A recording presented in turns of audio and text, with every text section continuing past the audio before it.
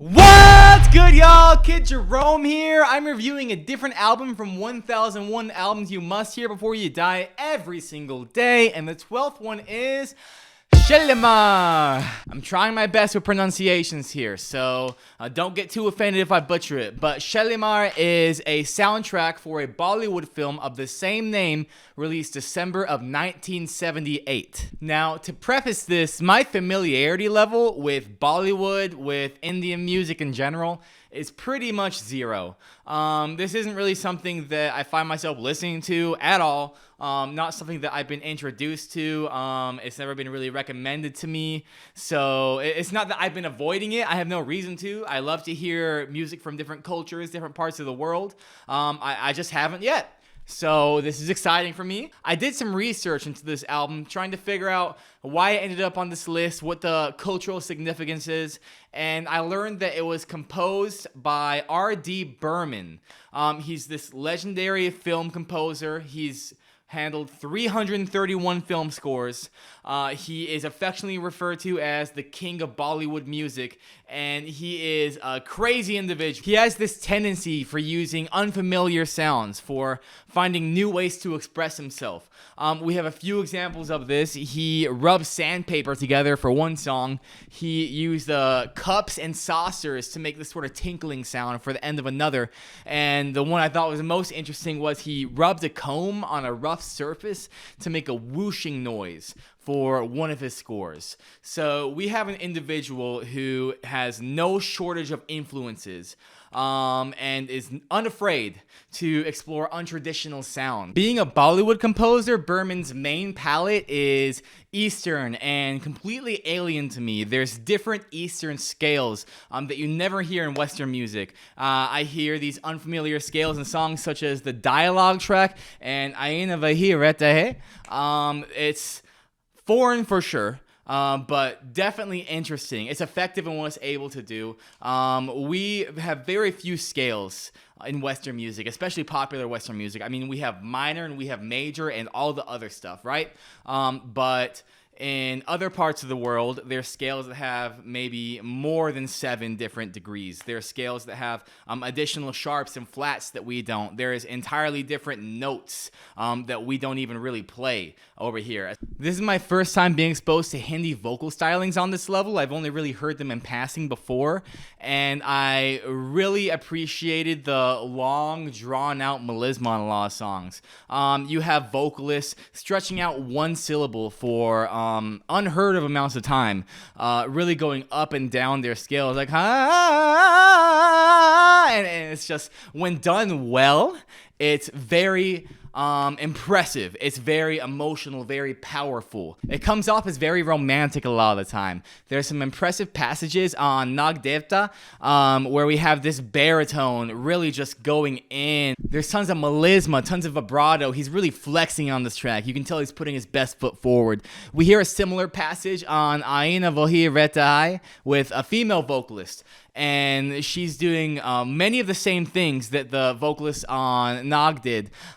It's very impressive what these proficient Hindi vocalists are able to do within their own genre. A couple times Burman employed these chanting chorus vocals, like on the dialogue track and on Nag Devta, and whenever it did come up, it was very powerful. It definitely raised my spirit. I love the sitar on this album. It only showed up a couple of times, but when it does, it was like hearing a peak electric guitar solo. It was so exciting, so blisteringly fast, so reverberant. You hear some good examples of this on 1-2 Cha Cha Cha, and again on Aina Vahi Rehta Hai. On Aina Vahi Rehta Hai, the sitar is very virtuosic, very sweeping, very, again, fast.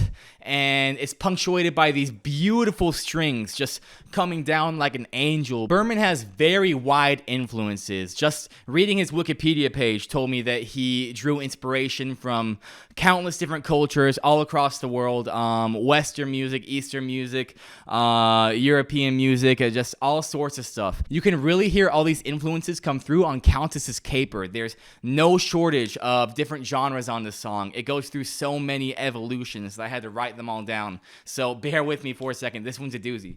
It starts with this jazz instrumentation, and then it gives way to a European polka-esque passage, raising the tension, really building up to this jazzy, swingy, sonic landscape. We're sort of right back where we started, but we can't get too comfortable because right after that, it transitions into this dramatic, cowboy-esque trumpet passage. Sounds like something straight out of a spaghetti western, but that's not even around for too long because it transitions into this careening, genreless passage with high-pitched violins, tail-ending in these cymbal crashes. It feels like a car spinning out of control on a busy highway and crashing into a tree. Just all this,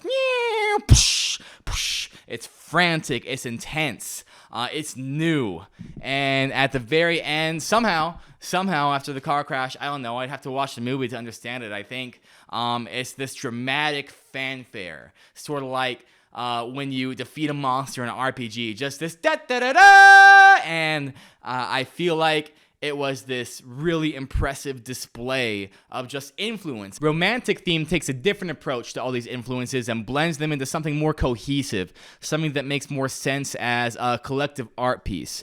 It starts with this mob movie-like setting with these long trumpet passages. It definitely felt like something out of The Godfather. But shortly after, you start to hear the sitar come in.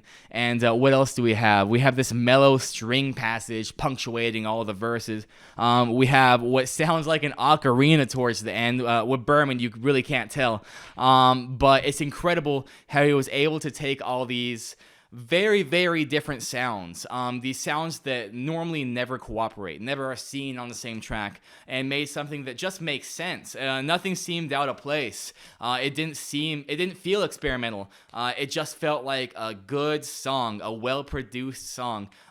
Definitely a powerful score for a movie. And this is the genius of Berman, able to take all of his influences, all of these different cultures, and produce something that not only makes sense, but is perfect for the occasion. There's a couple tracks on this album that have this very fun, happy, upbeat energy. They're very smiley, and it would be a mistake not to point them out. The obvious one is 1, 2, Cha-Cha-Cha. It's this very tongue-in-cheek, corny dance song, but if it didn't make me want to move the entire time, wow, this song is crazy. There's these little pockets in the song where you have these chorusy chanting vocals going cha-cha-cha, and I was repeating it all day. It's crazy how infectious this song is.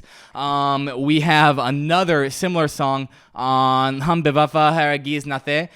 It's very romantic. We have these sweeping strings. It's the closing song on the album. I feel like it was immediately succeeded by credits in the film. One of those kinds of songs, you know, the kind of song that you sing at sunset.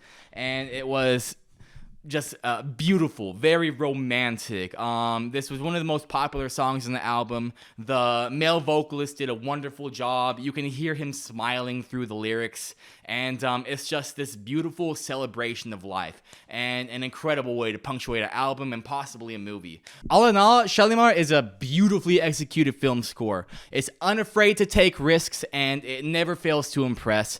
It's no surprise that someone who was able to take this many influences and blend them together in this cohesive, impressive film score is referred to as the king of Bollywood music. A few songs that really stood out to me were the title music, 1, 2, Cha-Cha-Cha, and Countess's Caper. If you listen to nothing else, please listen to Countess's Caper. This one is mind-blowing. I would recommend this album to fans of film scores, to fans of more experimental music, more interesting sounds, and people who are unfamiliar with Bollywood, like me. I really had no exposure to this world, and I'm thrilled that I was able to experience an album like this in my lifetime. I give this album an 8 out of 10. Wow! Thank you guys so much for watching. If you appreciate what I had to say, please leave a like. That really helps me out. Let me know what you thought about the album in the comments below. Make sure you subscribe so you don't miss tomorrow's video.